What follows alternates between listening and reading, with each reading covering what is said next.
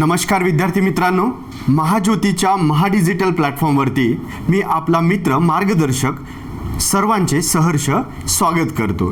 Police भरतीचे स्वप्न पाहू इच्छिणाऱ्या माझ्या महाराष्ट्रातील तमाम विद्यार्थी मित्रांना मराठी व्याकरण हा अतिशय कठीण वाटणारा विषय अगदी सोपा करून मी तुम्हाला आपल्याला इथे शिकवणार आहेत. तर आपण अगदी महत्त्वाचा आणि मूळ मुद्दा अर्थातच अतिशय महत्त्वाचं आहे बरं का विद्यार्थी मित्रांनो. कारण व्याकरण काय म्हणतं? व्याकरण म्हणतं 3 गोष्टींचा प्रामुख्याने विचार करायचा. त्या 3 गोष्टी कुठल्या? वर्णविचार, शब्दविचार आणि अर्थातच वाक्यविचार. मग आपण कुठे आहोत आता विद्यार्थी मित्रांनो? आपण आहे वर्णविचारांवरती. आणि जर वर्ण नीट आले नाहीत अर्थातच त्यावर आधारित असणारे प्रश्न सुद्धा येणार नाही. आणि सोबतच त्यानंतर त्या पुढील घटक जे असणार आहे शब्द, जोडाक्षरे, संधी, वृत्ते हे सुद्धा आपल्याला अवघड वाटायला लागतील.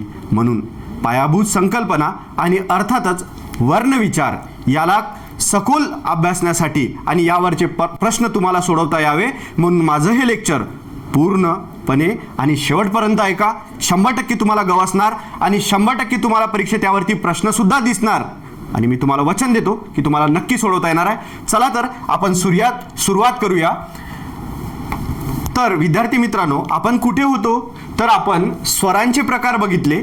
आता आपण बघतोय व्यंजनाचे प्रकार. आपलं अक्षरमालिकेतील आपण प्रकार बघून राहिलो. पहिले स्वरांचे प्रकार बघितले. काय बघितलं स्वरांमध्ये? तर आपण पुढे बघूयाच एका वेळेस. पण आपली दुसरी गोष्ट होती ती म्हणजे व्यंजनाचे प्रकार. बघा विद्यार्थी मित्रांनो, आपण आलोय व्यंजनांच्या प्रकारावरती. मग आपल्याला प्रामुख्याने माहीत असायला पाहिजे की व्यंजन म्हणजे काय? जी स्वतंत्र उच्चाराची नाही आहेत, ज्यांचा उच्चार करण्यासाठी ती दुसऱ्यावरती अवलंबून असतात, आहे ना. तर त्या व्यंजनाचे आपण प्रकार बघतोय. तर आपण बघतोय स्पर्श व्यंजने. स्पर्श व्यंजने म्हणजे काय? तर ख पासून तर भ म पर्यंतची जी व्यंजने आहेत त्यांना स्पर्श व्यंजन असं म्हणतो. स्पर्श म्हणजे काय? स्पर्श म्हणजे काय? तर कशाला तरी स्पर्श होत असेल. अर्थातच कशाचा स्पर्श होतो की जेव्हा क पासून तर भ म पर्यंत जी व्यंजने उच्चारताना फुफ्फुसातील हवा तोंडावाटे बाहेर येताना ओठांची, जिभेतील कंठ, दात ताल किंवा ओठ यांचा एकमेकांना स्पर्श होत असेल किंवा त्यांना स्पर्श होऊन उच्चारल्या जात असेल म्हणूनच त्याला स्पर्श व्यंजने असं म्हणतात. पुन्हा सोपं करून सांगतो विद्यार्थी मित्र. जेव्हा आपण क पासून तर भ म पर्यंत वर्ण उच्चारणार तेव्हा काय होईल? तर आपल्या ओठांची, जिभेची, तोंडातील इतर अवयवांना काय होणार? स्पर्श होणार. म्हणूनच त्यांना आपण काय म्हणतो? स्पर्श व्यंजने असं म्हणतो. ठीक आहे. बरं, इतकं झालं आपण शिकून. प्रश्न कशा विचारला जातो बघा. मराठी वर्णमालिकेमध्ये एकूण किती स्पर्श व्यंजने आहेत? पर्याय क्रमांक 1 26, पर्याय क्रमांक 2 25, पर्याय क्रमांक 3 36, पर्याय क्रमांक 4 52 आहे ना. मग किती स्पर्श व्यंजने आहेत? तर एकूण 25 स्पर्श व्यंजने आहेत. किती व्यंजने आहेत? 25 स्पर्श व्यंजने आहेत, आहे ना. मी तुम्हाला एकदम शॉर्टमध्ये वर्णमाला किंवा अक्षरमाला इथे लिहून तुम्हाला त्याचं डायग्राम काढून दाखवेल. शॉर्ट बट स्वीट, एकदम सुंदररित्या तुम्हाला ते लगेच समजायला येईल आणि त्यावर ते प्रश्नही नाही का अचूकतेने तुम्हाला सोडवता येईल. ठीक आहे. तर स्पर्श व्यंजन आणि याचे आता उपप्रकार बघू. याचे प्रामुख्याने 3 प्रकार पडतात. कुठले? कठोर व्यंजने, मृदू व्यंजने आणि अनुनासिके, है ना. यापुढे चला तर मग आपण ते बघूयात. तर विद्यार्थी मित्रांनो, स्पर्श व्यंजने, त्यानंतर आहे आपल्याला अनुनासिक वर्ण. आता अनुनासिक म्हणजे काय? नासिक म्हणजे नाकातून, आहे ना. नासिक म्हणजे नाकातून. आता ज्याचा हलकासा नाकातून उच्चार होतो अशी वर्ण आहे आपल्याकडे. ड, ज, न, म या वर्णाचा उच्चार त्या वर्णाच्या स्थानाबरोबरच नाकातून होतो म्हणून त्यांना अनुनासिक वर्ण असे म्हणतात. कशातून उच्चार होतो म्हणतो विद्यार्थी मित्रांनो? नाकातून, नासिकेतून, अनुनासिक आहे ना. मी तुम्हाला त्याच दिवशी सांगितलं, अनुस्वार म्हणजे ज्याचा खणखणीत आणि स्पष्ट उच्चार होतो असा शिरोबिंदू, पण ज्याचा ओझरता हलका उच्चार होतो ते म्हणजे अनुनासिक आहे ना. अनुनासिक या वर्ण म्हणजे कुठले आहे? ड आहे, ज आहे, न आहे, न आहे, म आहे. या वर्णाचा उच्चार त्यांच्या स्थानाबरोबरच नाकातून होतो, म्हणून त्यांना अनुनासिक वर्ण असे म्हणतात. या उलट त्यांना पंचम वर्ण किंवा परसवर्ण असेही म्हणतात. परसवर्ण का?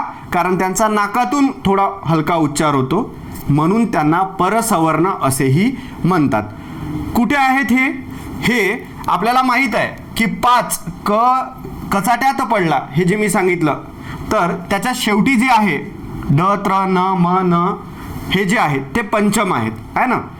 त्यानंतर आहे आपल्याकडे कठोर व मृदू व्यंजने. कुठले व्यंजने आहे? कठोर व मृदू व्यंजने. आता बघा विद्यार्थी मित्रांनो, कठोर व्यंजने म्हणजे काय आहे ना. तर अर्थातच नावाचंच तुम्हाला कळेल की उच्चाराची तीव्रता जर जास्त असली, ज्या वर्णाचा उच्चार करताना आवाजाची तीव्रता जास्त असेल त्यांना कठोर व्यंजने असं म्हणतात. मी फक्त व्यंजनाविषयी बोलतो विद्यार्थी मित्रांनो, तर मी स्वरांकडे जायचं नाही. तर व्यंजन म्हणताय म्हणजे क पासून तर ळ पर्यंत बघायचं किंवा क्ष आणि ज्ञ पर्यंत बघायचं, तिकडे जायचं नाही. बघा, कठोर व मृदू व्यंजने आहे ना. कठोर म्हणजे ज्याचा उच्चार करताना आवाजाची तीव्रता जास्त असेल त्यांना कठोर व्यंजने असं म्हणणार. अर्थात उदाहरणार्थ बघा, क, ख आहे ना, यांचा उच्चार कसा होतो? खणखणीत होतो. कठोररित्या केला, तीव्रता जास्त असते. पण जर मला ग आणि घ म्हणायचं असेल तर कसं म्हणतो? अगदी हळू म्हणतो मी. पण मला क, ख असं म्हणताना आवाजाची तीव्रता जास्त असते. अर्थातच ज्या वर्णांचा उच्चार करताना आवाजाची तीव्रता जास्त असते किंवा कठोर उच्चारली जातात, खणखणीत उच्चारली जातात, त्यांना कठोर व्यंजने असं म्हणतात. आणि या उलट ज्या वर्णांचा उच्चार करताना आवाज अगदी मृदू असतो किंवा मृदुतेने उच्चारली जातात, मृदू म्हणजे सॉफ्ट, हलकं एकदम आहे ना, तर त्यांना आपण मृदू व्यंजने असं म्हणतो. म्हणजेच काय? ज्यांचा उच्चार सौम्य, कोमल असतो त्यांना मृदू व्यंजने असे म्हणतात. कळलं? म्हणजेच स्पर्श व्यंजनाला तुम्ही अनुनासिक वर्ण, कठोर व्यंजने किंवा मृदू व्यंजने अशा दोन यामध्ये करू शकतात. यापुढे मी तुम्हाला सांगणार आहे. तर आपण पुढे जाऊयात, नेक्स्ट स्लाइडवरती जाऊ. बघा, आता हे लक्षात ठेवा विद्यार्थी मित्रांनो, एक आपण व्यंजनाचा क चा वर्ग, च चा वर्ग, ट चा वर्ग, त चा वर्ग आणि प चा वर्ग केलाय आहे ना. शॉर्टकट ट्रिक, कचाट्यात पडला तर ड ला सोडून द्यायचं, क, च, ट, त, प इतकं मात्र लक्षात ठेवायचं. आता या वर्गात कोण आलं? क च्या वर्गात पहा, कठोर व्यंजने कुठली आहे? क आणि ख. क, ख यांचा उच्चार करताना आवाजाची तीव्रता जास्त असते, म्हणून यांना कठोर व्यंजने म्हणतात. त्याचसोबत क च्या वर्गात मृदू व्यंजने आहे, ग, घ यांना मृदू व्यंजने असं म्हणतात, कारण आपण काय म्हणतो? ग, घ. त्यासोबतच अनुनासिक आहे, ड, ड. पा ड म्हणताना नाकात थोडंसं नाकातून उच्चार होतो, ड, ड आहे ना. आपल्याला हे माहिती आहे का? कोणीतरी सांगितलं असेल का हिमेश रेशमिया नाकातून गाणं गातो, बरोबर आहे ना. तर तसं वगैरे नाही, थोडं लक्षात ठेवायचं की ज्याचा उच्चार करताना हलकासा नाकातून करतो त्याला आपण अनुनासिक असं म्हणतो. त्यानंतर बघा, च चा वर्ग आहे. च च्या वर्गामध्ये म्हणजे च च्या ग्रुपमध्ये कोण आहेत कठोर आणि मृदू व्यंजने? तर कसं उच्चार करायचा? छ, छ, छ, छ. पहा, तीव्रता जास्त असते. त्याऐवजी ज, झ, ज, झ याचा मृदू किंवा हळू, कोमल, सौम्य उच्चार केला जातो. आणि अनुनासिक आहे आपल्याकडे त्र आहे ना. त्यानंतर त च्या वर्गात ट, ठ, ट, ठ, ट, ठ आवाजाची तीव्रता जास्त, म्हणून हे कठोर व्यंजने आहे. त्यासोबतच मृदू व्यंजने बघा, ड, ढ, ड, ढ कोमल आणि अनुनासिक आहे न आहे ना. त्यानंतर त च्या वर्गात बघा, त, थ, त, थ, त, थ आवाजाची तीव्रता जास्त आहे विद्यार्थी मित्रांनो, म्हणून कठोर व्यंजन आहे. त्यानंतर मृदू व्यंजन तच्या वर्गात द ध द ध सौम्य उच्चार आहे.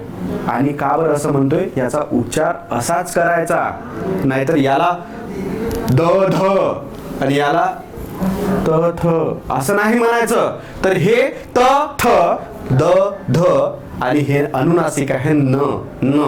पा अनुनासिक कसं ओळखायचं, नाकाच्या नाकपुडीवरती बोट ठेवल्यावर थोडं हालायला लागतं, न न न. त्याऐवजी त म्हणा, त त.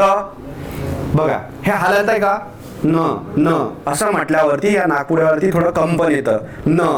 त्याऐवजी त म्हटलं तर त ठेवून बघा, त म्हटलं तर नाही येत आहे, म्हणजेच काय झालं, हे अनुनासिक आहे. बरोबर आहे. त्यासोबतच बघा आता प च्या वर्गामध्ये कठोर व्यंजने कुठली आहे, ज्याचा उच्चार करताना आवाजाची तीव्रता जास्त असते. बघा प फ प फ. मी मुद्दा म्हणून ओठा हलवत नाहीये, तर ते ओठा आपोआप तसे गोलतात. प फ आहे ना, प फ ओठांचा स्पर्श होतो. तर ही काय आहे, कठोर व्यंजने आहे. त्यासोबतच प वर्गातील मृदू व्यंजने बघा, ब भ ब भ ही मृदू आहे, सौम्य आणि कोमलरित्या विचारले जातात. आणि अनुनासिक आहे आपल्याला प वर्गातलं म आहे ना. आता बघा इथे संपलं का, नाही, फक्त काय झालं, मी तुम्हाला ही जी गोष्ट आहे ना ती लक्षात राहावी किंवा असं आपण करू शकतो हे सांगतोय. पण याच्यातून गेल्यानंतर याला अगदी सोप्या पद्धतीने कसं करू शकतो ते सांगतो. आता जर तुम्हाला असे पर्याय दिले विद्यार्थी मित्रांनो, की तुम्हाला जर असं म्हटलं पुढील पैकी मृदू व्यंजन कुठलं, ते पर्यायातून निवडा. आणि पर्याय तुमच्याकडे आहे क ख, त्याच्यानंतर आहे छ आणि त्याच्यानंतर तुमच्याकडे आहे न. पर्याय क्रमांक 1 असेल क, 2 असेल ख, 3 असेल छ, 4 असेल न असेल न. बरं का. आता तुम्ही म्हणाल सर तुम्ही तर सांगितलं मृदू व्यंजन, याच्यात तर फक्त सर मला कठोर व्यंजन दिसत आहे आणि अनुनासिक दिसत आहे, यात तर आहेच नाही मृदू व्यंजन. तसं नाही विद्यार्थी मित्रांनो. बघा हे न सुद्धा मृदू आहे. कसं आहे, मृदू आहे, मृदू व्यंजन आहेत. म्हणजेच काय, तर मृदू व्यंजने कुठली कुठली आहेत, तर ग घ ड ज झ त्र ड ढ न द ध न ब भ म ही सुद्धा मृदू व्यंजने आहेत, आहे ना. तर म्हणून तुम्हाला म्हटलं माझ्यासोबत जोडून राहा, आणखी काहीच नाही, पुढे बघायचं आहे आणि एकदम साध्या सोप्या भाषेमध्ये मी तुम्हाला शिकवणार आहे. तर मृदू व्यंजने एकूण किती आहेत हे सुद्धा लक्षात ठेवायचं आहे. सांगा बरं लवकर लगेच की मृदू व्यंजने किती असायला पाहिजे, कठोर व्यंजने किती असायला पाहिजे हे विचारतात, आहे ना. तर मी कठोर व्यंजने तुम्हाला सांगितली किती असेल, तर इथे मोजून जर बघितला तर किती येईल, 1 2 3 4 5 6 7 8 9 10. तुम्ही म्हणाल 10 नाही, मला त्याचं उत्तर पाहिजे होतं 14, आहे ना. ते कसं येईल सांगतो. चला तर मग पुढे बघूयात, पुढच्या स्लाइडवर जाऊन बघू.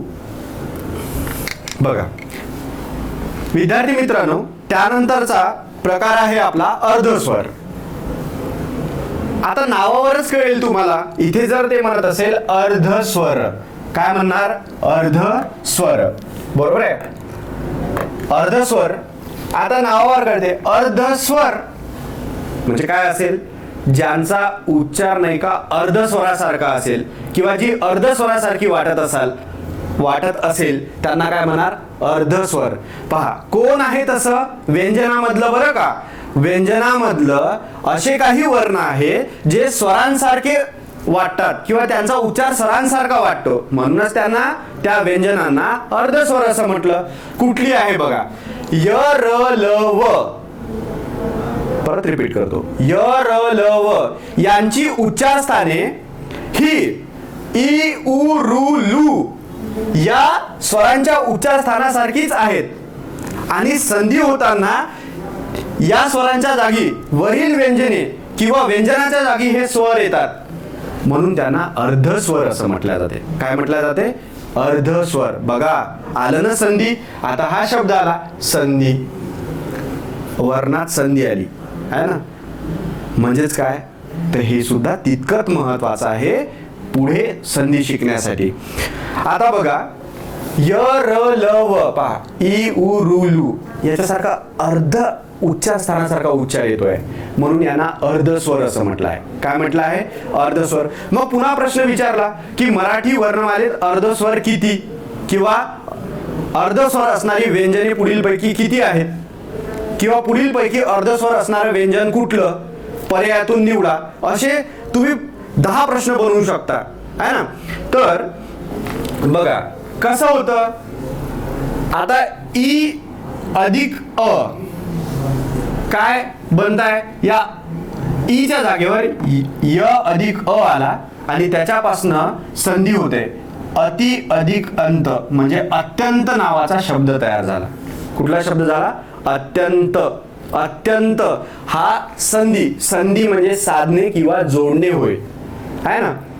तर अत्यंत हा शब्द तयार करताना मला काय होत आहे की जे माझं व्यंजन आहे किंवा स्वर आहे त्यांची जागा बदलत आहे. दुसरा एक आहे रु अधिक अ, तर मला संधी होताना रू ची जागा र घेत आहे आणि उदाहरणार्थ पित्यर्थ हा शब्द तयार होत आहे. पितृ अधिक अर्थ या रू ची जागा र नी घेतली संधी होताना. आपण पुढे बघूयाच.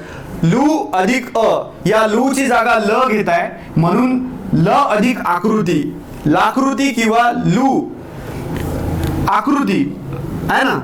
त्याला हा जो युनिक आहे, अपवाद आहे, तर एवढं लक्षात ठेवा. त्यानंतर उ अधिक अ, तर या उ ची जागा व घेत आहे म्हणजे कुठला शब्द तयार होईल? स्वल्प. स्वल्प नाही म्हणू शकत, स्वल्प नाही म्हणतात, स्वल्प. काय म्हणतात? स्वल्प असं म्हणतात विद्यार्थी मित्रांनो. बरोबर आहे. म्हणजेच काय, अर्धस्वर ती असतात जी नाही का ज्याची उच्चार स्थाने आपल्याला स्वरांसारखी वाटतात. कुठल्या स्वरांसारखी? इ उ रु लू या स्वरांसारखी वाटतात आणि यांचा वापर संधी होताना होतो म्हणून त्यांना अर्धस्वर असं म्हटलं जातं. आणि तुम्हाला विचारणारा प्रश्न म्हणजे काय, तर किती अर्धस्वर आहेत? त्याचं उत्तर असायला पाहिजे 4. आपल्याकडे वर्णमालिकेत 4 अर्धस्वर आहेत है ना. तर पुढे जाऊन बघूया. त्यानंतरचा प्रकार आहे विद्यार्थी मित्रांनो उष्मी किंवा घर्षक. आता बघा नावातच कळेल उष्मी किंवा घर्षक म्हणजे काय असणार आहे? ज्या व्यंजनाचा उच्चार करताना उष्णता निर्माण होते त्याला उष्मी म्हणतात. त्याही पलीकडे जाऊन सांगतो की ज्यांचा उच्चार करताना घर्षण होते, असं घर्षण सहसा आवाज येत असेल तर त्यांना घर्षक असं म्हणतात. बघा आता मी तुम्हाला उच्चार करून दाखवतो. कुठले आहे आपल्याकडे? क्ष क्ष स स स स स सचिन सचिन सचिन पा स स स आहे ना. घर्षण होत आहे, घासत आहे थोडं आहे ना. क्ष क्ष क्ष क्ष पोटफोड्या क्ष आहे ना. ज्या व्यंजनाचा उच्चार करताना घर्षण होतं किंवा उष्णता निर्माण केल्या जाते त्यांना उष्मे किंवा घर्षक असे म्हणतात आहे ना. मुखावाटे जोराने उसासा टाकल्यामुळे या वर्णाचा उच्चार होतो. स स सचिन आला नाही आज आहे ना. सचिन बघा असं म्हणताना घासत आहे तो स, यांना आपण उष्मे किंवा घर्षक म्हणतो. म्हणजेच काय, आता प्रश्न आहे की मराठी वर्णमालेमध्ये किती उष्मे किंवा घर्षक आहेत? तुमच्याकडे पर्याय असतील. किती आहेत मग उष्मे किंवा घर्षक? 3 आहेत. किती आहेत? 3 आहे ना. त्यानंतरचा प्रकार आहे महाप्राण व अल्प प्राण व्यंजने. महाप्राण व अल्प प्राण व्यंजने. आता महाप्राण म्हणजे काय आहे ना, तर ह या वर्णाचा उच्चार करताना फुफ्फुसातील हवा तोंडावाटे जोराने बाहेर फेकली जाते म्हणून त्याला महाप्राण असं म्हणतात. महाप्राण म्हणजे आपला महाप्राणचा अर्थ सरळ सरळ घ्या. जेव्हा आपण ज्या वर्णाचा उच्चार करताना प्राणवायू जोरात बाहेर टाकला जातो त्याला महाप्राण व्यंजन किंवा महाप्राण वर्ण असे म्हटले जाते आहे ना. नाही तर शॉर्टकट ट्रिक पण आहे. महान महान असा प्राणी किंवा महाप्राणी किंवा मोठा प्राणी कोण आहे? हत्ती. हत्तीचा ह घ्या. तर वर्णमालिकेत कुठला असा वर्ण आहे किंवा कुठलं असं व्यंजन आहे जो महाप्राण आहे? तर ह. कुठला आहे? ह. म्हणजेच फक्त हच आहे का? मग किती जर म्हटलं महाप्राण किती आहे आपल्या वर्णमालिकेत, तर एक फक्त ह आहे का? नाहीये. तर किती असायला पाहिजे? तर ह मिसळून तयार झालेल्या वर्णांना महाप्राण वर्ण असं म्हणतात. जिथे जिथे ह मिक्स होईल ज्या वर्णात, त्याला म्हणायचं महाप्राण वर्ण.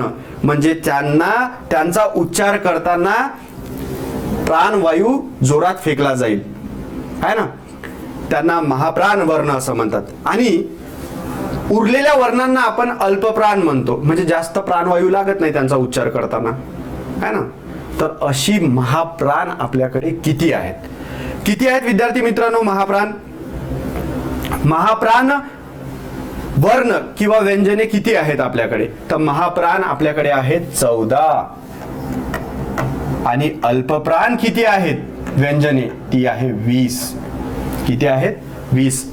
म्हणजे बघा, मी जर म्हटलं ख ख ख ख, ख चा उच्चार करताना शेवटी कशाचा आवाज येतो? ख. ह चा आवाज येतोय. कशाचा आवाज येतोय? ह चा आवाज येतोय विद्यार्थी मित्रांनो. आणि जर मी म्हटलं क क क, शेवटी कशाचा आवाज येतोय? अ चा आवाज येतोय. नीट आहे का? क अ अ अ क अ अ.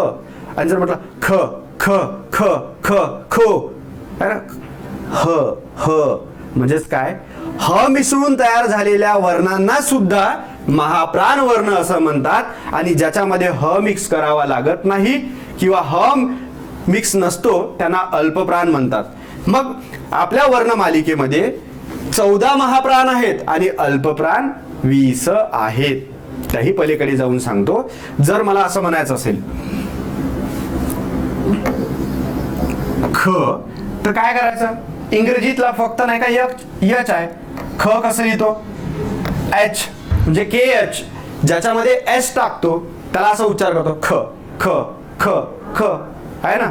तर हे अगदी सोपं आहे.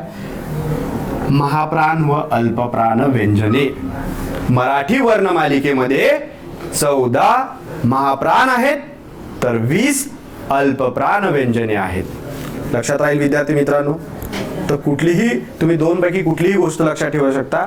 म्हणजे प्राणवायू जोरात फेकला जातो तेव्हा महाप्राण व्यंजन होतं किंवा महाप्राण वर्ण होतं. आणि जेव्हा प्राणवायू अल्प फेकला जातो किंवा अल्पसा टाकला जातो तेव्हा अल्पप्राण वर्ण किंवा व्यंजन होतं. ठीक आहे. पुढे बघूयात विद्यार्थी मित्रांनो.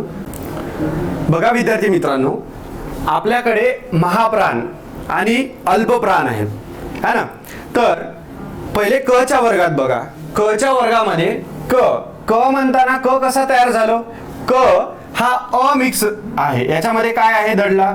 यामध्ये अ आहेत विद्यार्थी मित्रांनो, बरोबर आहे. शेवटी आपल्याला अ चा आवाज येतो क. पण ख म्हणताना काय येतो? क. ख कसा तयार झाला? क अधिक ह मिसळून तयार झालाय म्हणून आपण ख ख क ख ख, शेवटी ह चा आवाज येतो. त्या व्यतिरिक्त पहा अल्पप्राण ग आहे. ग ग ग, शेवटी अ चा आवाज येतो. पण घ घ घ घ घ, शेवटी कशाचा आवाज येतोय? ह चा आवाज येतोय.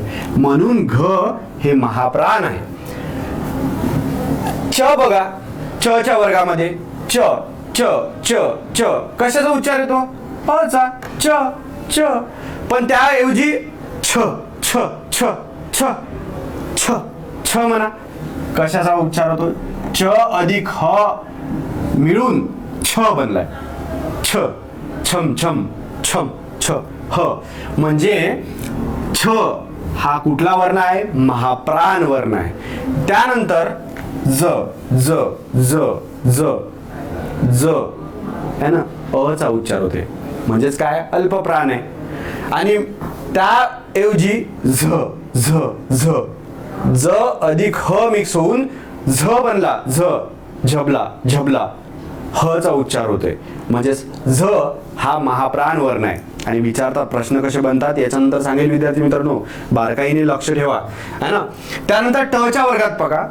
ट ट ट, अ चा उच्चार येतोय. अयुक्त आहे म्हणून तो अल्पप्राण आहे, त्याच्यामध्ये ह नाहीये. पण ठ म्हणा. ठ ठ ट अधिक ह मिसळून आपण ठ ठ ठ ठ ठ ठ पहा प्राणवायू फेकल्या जात आहे ना. ठ म्हणजे काय झालं, ठ हा महाप्राण वर्ण आहे किंवा महाप्राण व्यंजन आहे. त्या व्यतिरिक्त त्याच्याच बाजूला असतो ड ड ड अचा उच्चार होतो. पण म्हणून ड काय आहे, अल्पप्राण व्यंजन आहे किंवा वर्ण आहे. पण ढ म्हणा, ढ ढ ढ ड अधिक ह पासून तयार झालाय ढ ढ म्हणजेच ढ हा महाप्राण व्यंजन आहे. त्यानंतर तच्या वर्गात बघा, स्वतः त बघा, त त त त त अचा आवाज येतोय आहे ना. पण त्याच्या समोर बसलेला थ थ ह चा आवाज येतोय शेवटी. ट अधिक ह मिळून थ बनला. म्हणजे थ हा महाप्राण आहे तर त हा अल्पप्राण आहे. आणि त्याच्याच समोर द आहे, द द द अचा उच्चार होतोय म्हणून द हे अल्पप्राण आहे. तर ध ध ह ह महाप्राण आहे. प्राणवायू जोरात फेकला जातो, ह मिक्स आहे, द अधिक ह ध बनतो म्हणून ध हे महाप्राण आहे. प च्या वर्गात बघा, स्वतः प जेव्हा म्हणतो मी तेव्हा अ चा उच्चार येतो शेवटी. म्हणजेच प हा अल्पप्राण आहे तर त्याच्या समोर असलेला फ फ फ फ फ फ फ शेवटी ह येतोय. म्हणजे प अधिक ह मिसळून फ तयार झाला. तर विद्यार्थी मित्रांनो, फ हा महाप्राण आहे. त्यानंतर ब आहे, ब ब ब ब हा अल्पप्राण आहे ना. त्याच्यामध्ये ह मिसळलेला नाही. पण त्याच्या समोर बसलेला भ भ भ भ ह मिसळीत आहे. ब अधिक ह भ बनला, भ भ म्हणून भ हा महाप्राण आहे. आता बघा मी सरळ म्हणून दाखवतो, प फ ब भ असे उच्चार काढावे लागतात. म्हणून जिभेची वळवायची प्रॅक्टिस करा, नीट उच्चार करा, जेणेकरून तुम्हाला परीक्षेत येणारे प्रश्न सुद्धा सोडवता येईल. विद्यार्थी मित्रांनो, पुढे बघूयात. बघा विद्यार्थी मित्रांनो, आता आपल्याकडे काय राहिलं, व्यंजनामधलं एक राहिलं र. काय राहिलं, र र र र र र हळ. हळ नाही म्हणायचं, हळ आपण कुत्र्याला म्हणतो. र र र र जीभ फिरवायची, र र र र हळईल हळईल, हळ नाही, र र. तर हे जे र आहे हा स्वतंत्र वर्ण आहे. कुठला वर्ण आहे, स्वतंत्र वर्ण आहे ना.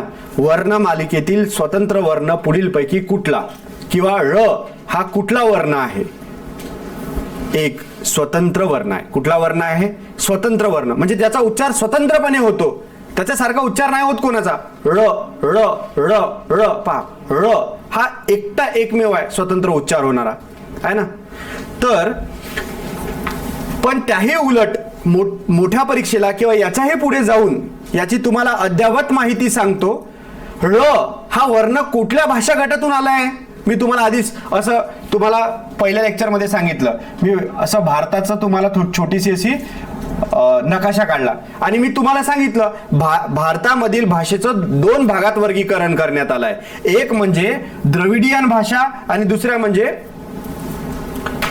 उत्तरी भाषा किंवा आर्य भाषा आहे ना, या दोन भाषा. तर मग र हा जो स्वतंत्र वर्ण आहे हा कुठल्या भाषा गटातून आलाय असं विचारते. तर र हा द्रविडियन भाषा गटातून आलेला वर्ण आहे. कुठल्या भाषा गटातून आलाय, र हा द्रविडियन भाषा गटातून आलेला वर्ण आहे. आणि त्यानंतर आहे आपल्याकडे क्ष व ज्ञ, ज्ञानाचा ज्ञ. क्ष व ज्ञ ही दोन अक्षरे संयुक्त व्यंजने आहेत. कुठली व्यंजने आहेत, संयुक्त व्यंजने आहेत. क्ष आणि ज्ञ, क्षत्रियाचा क्ष आणि ज्ञानाचा ज्ञ हे दोन संयुक्त व्यंजने आहेत. कुठली व्यंजने आहे, संयुक्त व्यंजने आहेत.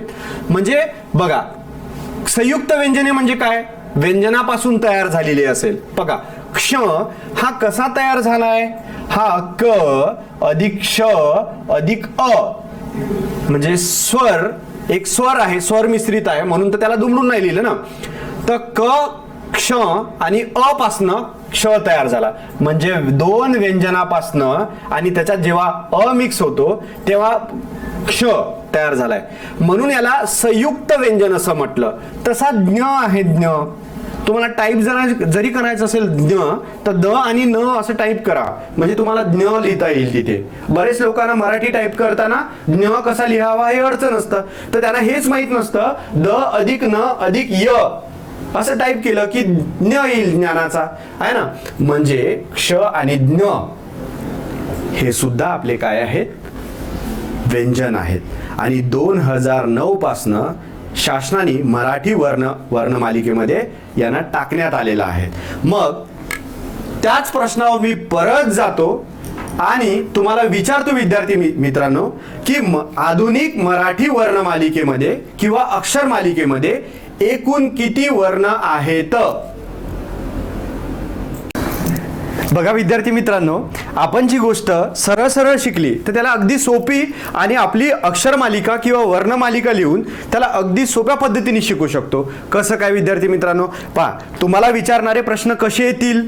पहिले तर तुम्हाला साधा सोपा प्रश्न येतील जो आजपर्यंत विचारलाय किंवा याच्या पुढे प्रश्न कसे विचारले जातील. तर माझ्या नजरेत फक्त माझी काय आहे, माझी माय असली मराठी मातृभाषा त्याची वर्णमालिका किंवा अक्षर मालिका माझ्याकडे आहेत. मी त्याच्याकडे त्याचा विचार करतो आणि मला प्रश्न विचारणारा विचारतो की मराठी वर्णमालिकेमध्ये एकूण किती स्वर आहेत. त्यातही तो विचारतो मराठी वर्णमालिकेमध्ये आहे ना की किती संयुक्त स्वर आहेत. त्यातही तो विचारतो की इंग्रजीतून मराठीत आलेले स्वर कुठले. पुन्हा विचारतो कठोर व्यंजने किंवा मृदू व्यंजने पुढीलपैकी कुठली. पुन्हा विचारतो अर्धस्वर मराठी वर्णमालिकेमध्ये किती. संयुक्त व्यंजने पुढीलपैकी ओळखा. असे 100 जरी प्रश्न विचारण्यात आले तरी तुम्हाला सोडवता येईल. फक्त तुमची नजर पाहिजे आणि तुम्हाला या वर्णांचा विचार करायसाठी मी तुम्हाला इतकं सगळं शिकवलं. आता बघा पहिली गोष्ट इथेच क्लिअर होईल की अ पासून अ पर्यंत यांना काय म्हणतात विद्यार्थी मित्रांनो, यांना स्वर म्हणतात. स्वर काय म्हणतात, स्वर. आणि स्वर म्हणजे काय हे मी तुम्हाला सांगितलं आहे ना. स्वर तर मराठी वर्णमालिकेमध्ये किती स्वर आहे तर इथे तुम्ही सरळ लिहून टाकायचं. असंच तुम्ही मी शिकवताना असं ड्रॉ करा किंवा अशी वर्णमालिका लिहा आणि त्याच्या खालोखाल असं स्वर आहे माझ्याकडे 14 आहे ना. इतकं सोपे आहे विद्यार्थी मित्रांनो, कोणत्याही विद्यार्थ्याला आरामात येणारी ही गोष्ट आहे. आमच्या मिनल मॅडम सुद्धा म्हणत होत्या का आम्हाला सुद्धा जमायला लागला आत्ताच, तर तुम्हाला सुद्धा येईल आहे ना. आता बघा त्यानंतर विचारण्यात येतं की स्वरामध्ये संयुक्त स्वर कुठले आहेत, म्हणजे स्वर दोन स्वर एकत्र येऊन बनलेले. तर हे बघा मला ए पासनं तर औ पर्यंत हे माझे संयुक्त, यांना मी संयुक्त स्वर म्हणतो. काय म्हणतो, संयुक्त स्वर म्हणतो. बरोबर आहे ना. तर किती संयुक्त स्वर आहेत, 4 आहेत. ए ऐ ओ औ हे संयुक्त स्वर आहे. आणि त्यानंतर बघा इंग्रजीतून आलेले स्वर कुठले, मी हे 2 घेतोय. ॲ आणि अ हे इंग्रजीतून आलेले स्वर आहे. बरोबर आहे, इंग्रजीतून आलेले स्वर. म्हणजे किती सोपं होईल, यावरती प्रश्न विचारला जातं. संयुक्त स्वर 4 आहे आपल्याकडे, इंग्रजीतून आलेले स्वर आहे 2 आणि एकूण स्वर किती आहे 14. आता पहा हे झाले स्वराचे प्रकार किंवा स्वर शिकताना. त्यानंतर स्वरादी. स्वरादी किती आहेत माझ्याकडे, स्वरादी आहेत 2. स्वर आहे ज्याच्या आधी आणि त्याच्यानंतर काय आहे तर त्याच्यानंतर अनुस्वार आहे आणि विसर्ग आहे. अनुस्वार म्हणजे शिरोबिंदू ज्याचा उच्चार करताना खणखणीत आणि स्पष्ट होतो. मी उदाहरण दिलं, गंगा, आंबा, उंट असं म्हणतो का आपण, उठ उठ आला बा असं म्हणतो का, नाही म्हणत. उंट म्हणायला पाहिजे. काय म्हणायला पाहिजे, उंट. खणखणीत आणि स्पष्ट उच्चार होतो. म्हणजे पण त्या बिंदूच्या आधी काय येतं, स्वर येतं. स्वर ज्याच्या आधी आहे आणि त्यानंतर जर अनुस्वार येत असेल तर त्याला म्हणायचं स्वरादी. आणि स्वर आधी आणि एका खालोखाल 2 टिंब येत असेल असे तर त्याला म्हणायचं विसर्ग. आणि विसर्ग म्हणजे काय तर श्वास सोडणे. आहा आहा श्वास सोडला मी, हाय रिश्ते में तो हम तुम्हारे, तुम्हाला माहितच आहे. तर किती आहे स्वरादी? स्वरादी आहे माझ्याकडे, स्वरादी आहे माझ्याकडे 2. विचारलं जातं पुढीलपैकी स्वरादी ओळखा, आहे ना. तर विसर्ग म्हणजे काय? विसर्ग म्हणजे श्वास सोडणे, त्याला विसर्ग असं म्हणतो. आता पुढे जाऊयात. पुढे जाऊया विद्यार्थी मित्रांनो. व्यंजने. आता बघा, हे क पासनं तर ळ पर्यंत श ला धरून सुद्धा माझ्याकडे किती व्यंजने आहेत? माझ्याकडे टोटल व्यंजने, आता नवीन माहिती आहे ही, नवीन 2009 पासनं, आणि आता जर परीक्षेला येत असेल तर ही माहिती आहे. व्यंजने किती आहे एकूण? माझ्याकडे 36 व्यंजने आहेत माझ्याकडे, क्ष आणि ज्ञ ला धरून, है ना. एकूण व्यंजने किती? तर 36. त्याचं उत्तर लिहायचं, डोळे झाकून उत्तर लिहायचं. 36. आधुनिक मराठी वर्णमालिकेमध्ये किती व्यंजने आहे? तर 36 व्यंजने आहेत विद्यार्थी मित्रांनो. पण व्यंजनाचे सुद्धा प्रकार बघितले आपण, आहे ना. मृदू व्यंजने, कठोर व्यंजने, अनुनासिके, अर्धस्वर, उष्मे, घर्षक, महाप्राण, अल्पप्राण. झालं कच कच कच कच, डोक्यात सारखी असते किचकिच. कसं समजायचं मला? बघा, पहिले मला एकूण समजता आलं पाहिजे. मला एकूण आहे 36. आता त्या व्यंजनाचे प्रकार बघा, मी या बोर्डवरती सांगतो तुम्हाला, किती सुंदररित्या तो आपण समजू शकतो. मी पहिलं सांगितलं तुम्हाला व्यंजनाचा प्रकार कठोर व्यंजने. मग पहा, ज्याचा उच्चार ज्या व्यंजनाचा उच्चार करताना आवाजाची तीव्रता जास्त असते त्यांना कठोर व्यंजने म्हणतो. जसं उदाहरणार्थ क ख, क ख कठोर व्यंजने आहेत. मग क च्या वर्गात सुरुवातीलाच आहे, मस्त आरामात इथे लिहितो मी, कठोर व्यंजने, है ना. पण त्याही पहिले मी तुम्हाला एक गोष्ट सांगितली की व्यंजनाचा प्रकार बघताना प्रामुख्याने स्पर्श व्यंजन म्हणा. स्पर्श व्यंजन म्हणजे काय? तर ज्याचा उच्चार करताना ओठ, जीभ म्हणजे यांची स्पर्श एकमेकांना होत असेल किंवा तोंडातल्या अवयवांना स्पर्श होत बाहेर निघत असेल तर त्यांना स्पर्श व्यंजन असं म्हणतो. आणि क ख पासनं तर भ म पर्यंत ही स्पर्श व्यंजने आहे. मी पुन्हा इथे असं याला मधात असं डायग्राम करू शकतो. क पासनं तर म पर्यंत ही स्पर्श व्यंजने आहेत, है ना. स्पर्श व्यंजने किती आहे विद्यार्थी मित्रांनो? पहा, मोजून घ्या. स्पर्श व्यंजने तर ही 25 आहे. किती आहे? 25. मराठी वर्णमालिकेत स्पर्श व्यंजने पुढीलपैकी किती? आणि पर्यायात तुम्हाला दिलं 25, 36, 26, 28 यापैकी नाही, तर उत्तर निवडायचं 25. आता त्या स्पर्श व्यंजनाचे प्रामुख्याने 3 उपप्रकार पाडतो मी. एक म्हणजे कठोर व्यंजने, दुसरा म्हणजे मृदू व्यंजने आणि तिसरा म्हणजे अनुनासिके, आहे ना. तर पहा, मग कठोर व्यंजने म्हणजे क च्या वर्गातला क आणि ख याचा खणखणीत आणि कठोर उच्चार केला जातो म्हणून त्याला कठोर व्यंजने म्हणतो, है ना. त्यानंतर ग घ ग घ ग घ अतिशय सौम्य मृदू असा उच्चार केला जातो म्हणून त्याला ग घ ला काय म्हणायचं? मृदू व्यंजने. आणि ड त्र न न म याला म्हणायचं अनुनासिके. याला काय म्हणायचं? अनुनासिके.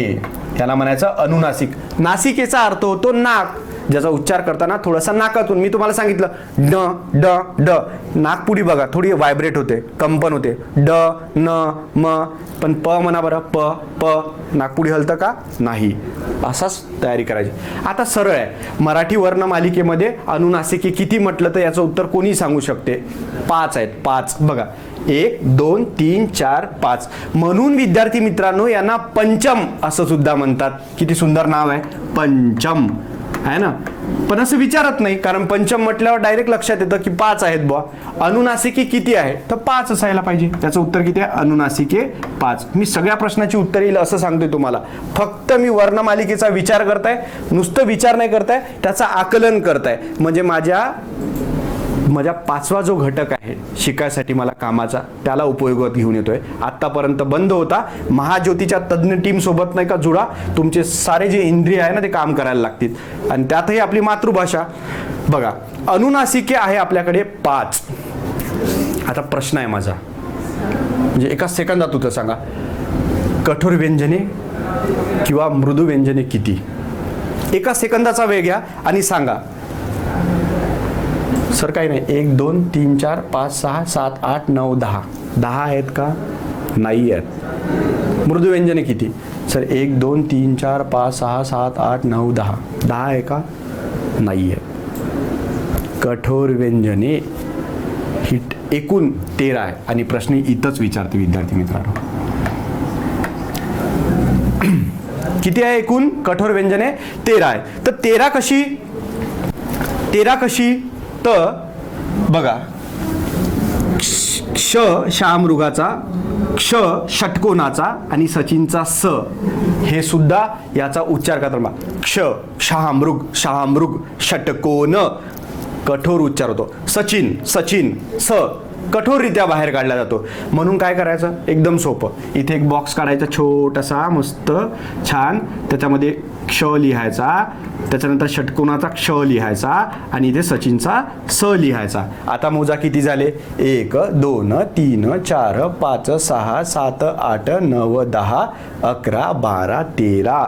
मस्तपैकी कठोर व्यंजने किती आहे म्हटलं आपल्याकडे? तर छान उत्तर लिहायचं त्याचं 13 आहे ना. आता प्रश्न आहे की मृदुव्यंजने किती? आता विद्यार्थी मित्रांनो, मृदुव्यंजनाचं सुद्धा तुम्हाला उत्तर यायला पाहिजे आहे ना. मी तुम्हाला सांगतो मृदुव्यंजने किती आहे. 10 नाही आहे, 21 आहेत. किती आहेत? 21. आता मृदुव्यंजने हे 21 आहे. सांगा पाहू कुठली आहे?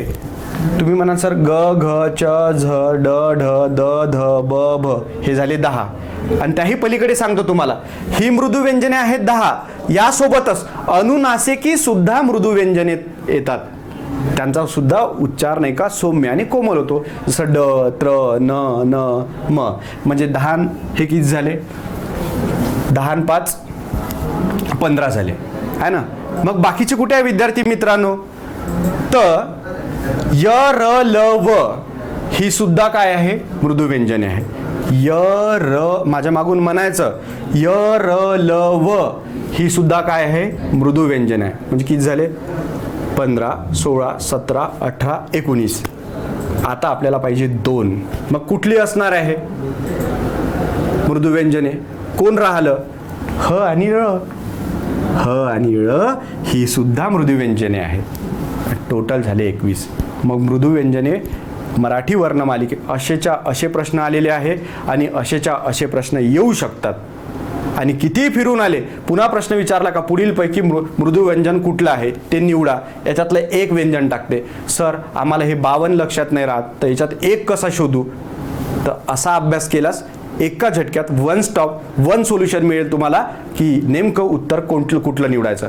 तर एकूण आपल्याकडे मृदुव्यंजने आहे 21 आणि ते सुद्धा लिहू शकता विद्यार्थी मित्रांनो. तुम्ही या बॉक्समध्ये टाकायचं य र ल व ह आणि ळ. ही झाली एकूण 21 मृदुव्यंजने झालीत. बरोबर आहे विद्यार्थी मित्रांनो. आता याही पुढे जाऊन मी तुम्हाला सांगितलं होतं की आपल्याकडे परत काय आहे?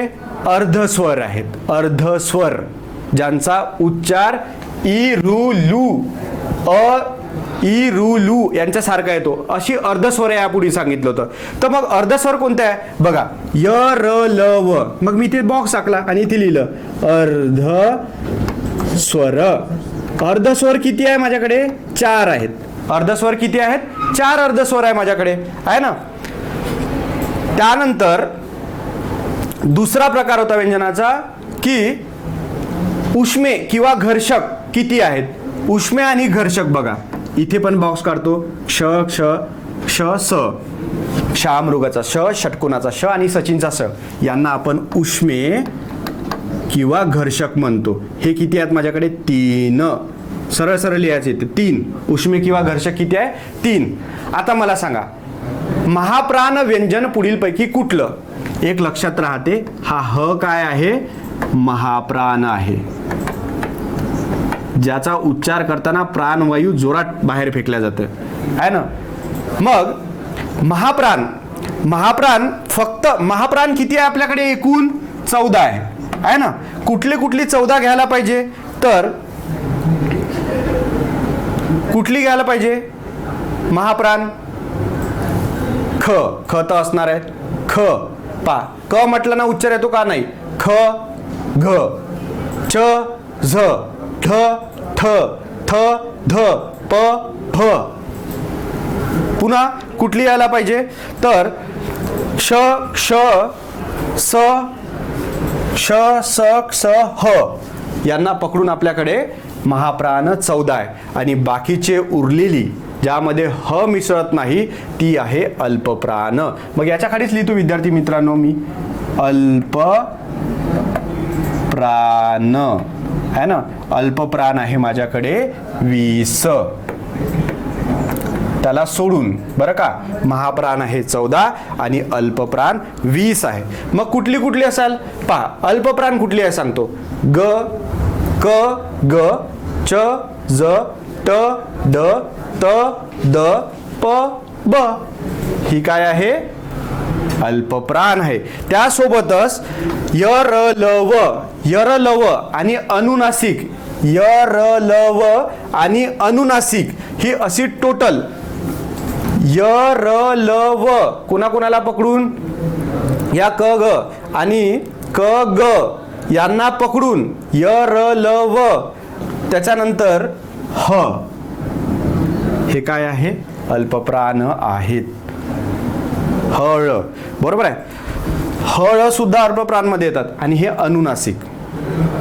कळलं विद्यार्थी मित्रांनो. मी तुम्हाला अल्पप्राण आणि हे लिहून देतो. पण बघा या छोट्या गोष्टीवरती माझ्या किती गोष्टी क्लिअर झाल्या की मी जे फक्त वर्णमालिका किंवा अक्षरमालिका लिहिली तर मला समजायला तर स्वर आहे 14 स्वरादी आहे 2 व्यंजने आहे 36 त्याती स्पर्श व्यंजने आहे 25 कठोर व्यंजने आहे 13 मृदू व्यंजने आहे 21 अनुनासिके आहे 5 त्यानंतर महाप्राण आहे 14 अल्पप्राण आहे 20 त्यानंतर उष्मे किंवा घर्षक आहे 3 आणि अर्धस्वर आहे 4. त्यासोबतच स्वरांमध्ये गेलो तर संयुक्त स्वर आहे 4 आणि इंग्रजीतून आलेले स्वर आहे माझ्याकडे 2. अशा तऱ्हेने विद्यार्थी मित्रांनो आपल्याला वर्णमालिका अशी लिहून तुम्ही तुमच्या बुकमध्ये किंवा जिथे तुम्ही अभ्यास रफ बुकमध्ये असं काढून अभ्यास करू शकता जेणेकरून तुमचा असा वर्णांचा घोळ होणार नाही आणि शिकण्यास मदत होईल. ठीक आहे. पुढे बघूया विद्यार्थी मित्रांनो. चला तर विद्यार्थी मित्रांनो मला माहित आहे की तुम्हाला अडचण कुठे येऊ शकतं. तर महाप्राण आणि अल्पप्राण मध्ये अडचण येऊ शकतं. तर एक तर याचा स्क्रीनशॉट काढा किंवा समजून घ्या विद्यार्थी मित्रांनो. महाप्राण 14 आहे. कुठली आहे ती लक्षात ठेवा. महाप्राण जी 14 आहे ती लक्षात ठेवा. नीट लक्षात ठेवा.